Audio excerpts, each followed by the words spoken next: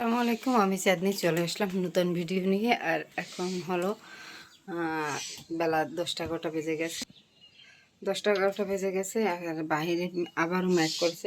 কি বলবো বলো, মানে সকালবেলা ঘুম থেকে উঠে বাদাম মরিচ নিয়ে দাপাদাপি করলাম কতক্ষণ, যে বাদাম মরিচ ছাদে দিলাম, আবার উঠলাম। বর্ষাকালে কিছু রোদ দিতে গেলে এটা সমস্যা, দেন তুমি রোদ্রে দিবা আবার ম্যাক করে আসবে আবার উঠাবা, এটাই হয়।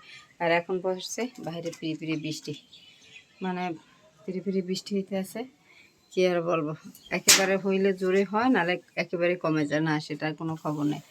আর ব্যালকনিতে আমার আলু মরিচ পিএসটি ঢাকা দেওয়ার জন্য একটা মানে কিনে নিয়েছি, কাগজ কিনে নিয়েছি। তো ওটা দিয়ে সুন্দর করে ঢাকনা দিয়ে রাখি, তাই বর্ষা এলে আর বর্ষা মানে পানিটা লাগে না, যে বর্ষার পানিটা আলু পেঁয়াজে লাগে, তা আর লাগে না। চলো, যেহেতু বর্ষা বর্ষা ভাব আসছে, এটাকে আটকিয়ে দিই। সুন্দর করে ঢাকনা দিয়েছি, এভাবে ঢেকে রাখি, তাহলে আর বৃষ্টির পানিটা আসে না। এই যে সুন্দর করে ঢেকে রাখছি, যে ঢাকনা দিয়ে একটা পলি আনছি কিনে, পলিটা দিয়ে সুন্দর করে ঢেকে থুই, তাহলে আর জিনিসগুলো বেজে না ইসলে।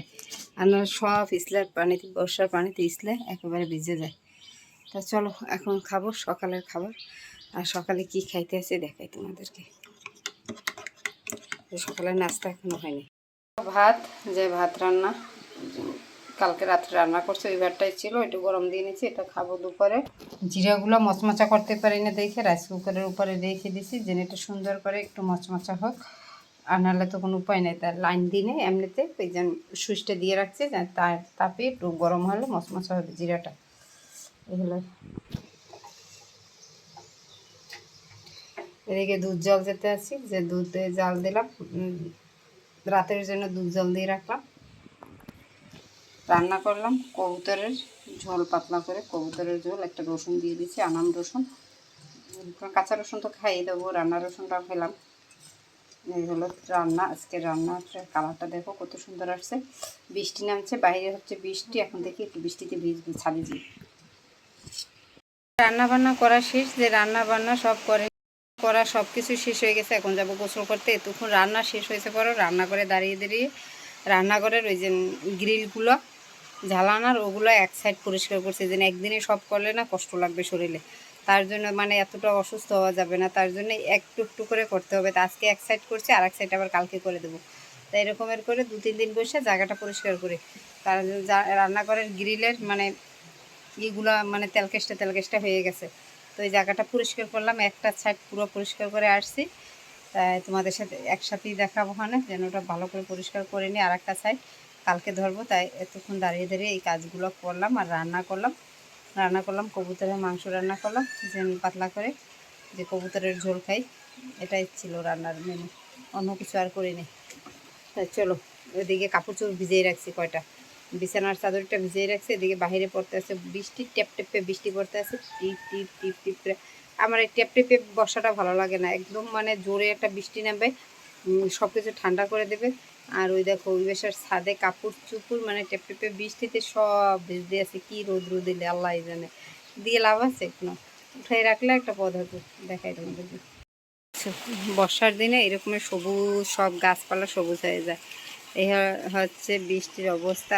ওই দেখো ছাদে, ওদিকে বর্ষা পড়ে, ছাদে কাপড় চোপড় রোদ্র দেওয়া তোমাদেরকে দেখিয়ে দিলাম, যে বর্ষা হচ্ছে, ওদিকে ছাদে কাপড় চোপড় রোদ্র দিয়ে রাখছে। তাতে লাভটা কি হবে, মানে পরিষ্কার করতে দিচ্ছে না, মানে ধুয়ে শুকাতে দিচ্ছে, সেটাই বুঝি না। আর এই হলো বর্ষার ঘটনা, দেখো ট্যাপ ট্যাপ ট্যাপ ট্যাপ পরে। এই বৃষ্টিটা ভালো লাগে না, ট্যাপ ট্যাপটা বৃষ্টি একদমই ভালো লাগে না, মানে বৃষ্টি হবে মানে জোরে হবে, ওইটা ভালো লাগে সবচেয়ে বেশি।